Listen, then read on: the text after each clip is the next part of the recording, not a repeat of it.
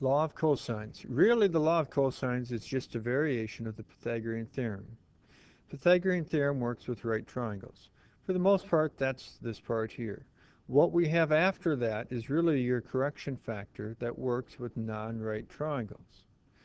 Now, for the most part, it's the opposite side of whatever angle you have squared equals your adjacent side to your angle squared plus your other adjacent side to your angle squared minus those two adjacent sides multiplied together times the cosine of your angle. When you're looking at the law of sines, you need to be dealing with three sides in one angle, or law of cosines. In other words, of those four items, your three sides in one angle, you would need to know three out of those four. Then you can use the law of cosines. Well, here we're dealing with all three sides, so we draw a triangle in the context of that. We now want to go ahead and find all three angles. Well, let's go ahead then and find angle A. Angle A would be this one over here, because it's opposite angle, or side A. Well, we'll go ahead, we'll take our side opposite angle A, which is 5 squared, equals your adjacent to your angle A, which is 8, plus your other adjacent, which is 7, and square that too. And then put those in there, go times the cosine of A. So we're just plugging stuff into your formula. Now we need to go ahead and solve this for A. So we'll go ahead and take our 8 squared over, our 7 squared over. Then you want to go ahead and get rid of the numbers in front of your cosine by dividing. And if you wanted to work these numbers out on the top and the bottom, you could, but you don't need to. Then you got to do the cosine inverse to get rid of your cosine. This is your calculator ready form. You type it in, and you now have, oops, that's supposed to be a degree symbol, up, below, higher, 38.2 degrees. Well, now that we have an angle, that now gives us an opposite pair. So we should be able to use law of sines that we talked about in the last lesson. So we'll go the sine of our angle we just figured out over the side opposite that, which is 5, equals the sine of B over the side of B, which is 8. Do some cross multiplying. Getting rid of the sine, we now have our calculator ready form. We type it in, and we get 81.7.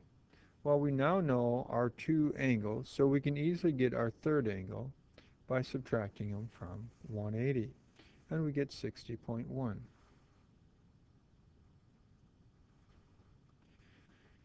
Well, here we're going to draw ourselves a triangle in the context of our given information. We need to find the remaining side, side C, in the remaining two angles. Well, we're going to use the law of cosines here. Since we're dealing with one, two of our three angles or sides in one angle, we can use law of cosine. So we only have one angle, so we have to go cosine of our 111. So once we know our angle, everything else is determined from that. Opposite goes over here. Opposite is C, so we square that, equals to our adjacent side, 27 squared, plus 18 squared for the other side, minus 2 times each one of those sides, cosine of your angle. All we really have to do to get C by itself is basically just take the square root of the left side and the right side. This is our calculator ready form. And then we go ahead and type that into our calculator, and we get approximately 37.43.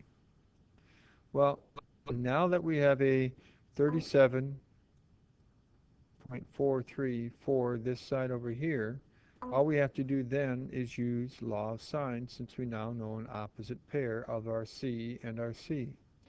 So we'll take our C stuff, equals, and now if we wanted to figure out A, we go sine of A over the side of A. Do some cross multiplying, getting rid of what's in front of your sine. Then you got to undo your sine to get A by itself.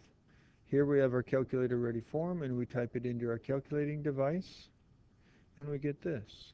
Now, once again, since we know two angles, we can easily get our third angle by subtracting from 180.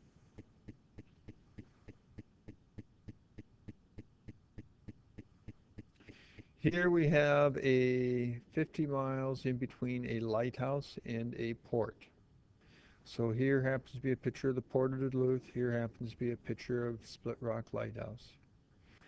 The ship is 30 miles from the lighthouse, and it says you go north and then you rotate 37 degrees in the eastward direction, and that's the path of the ship.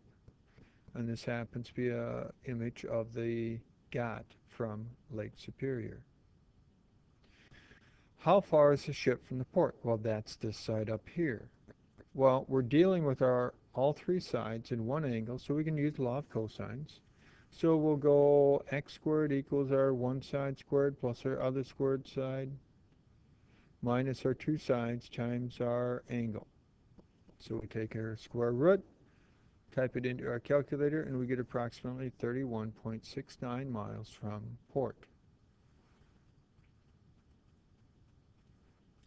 Huron's formula, sometimes referred to as Hero's formula, allows you to be able to figure out the area of a triangle. Now you guys know the area of a triangle is 1/2 base times height. And that works great if you know your base and your height, which have to be perpendicular. However, if you only know all three sides and you don't have any height that's perpendicular, you can use Huron's formula. S up here is your semi-perimeter. So you just add all your sides together, divide by 2. That tells you what S is. Your A, B, and C, those are just your three sides. So here, we get S to be 88.5 because you add your three sides together, divide by 2 gives you 88.5. So then you got to go 88.5 minus A, 88.5 minus B, 88.5 minus C. That's your calculator ready form. You type it in, you get your decimal approximation. Now, if you wanted to, you could fractionize all this, simplify all your fractions, taking out your perfect squares. You get this here, but I'm fine with the decimal approximation.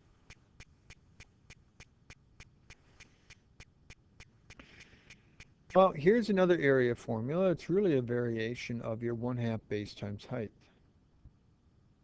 Your 1/2, this is really like the base. This adjacent side of your angle really allows you to be able to figure out the height of your triangle.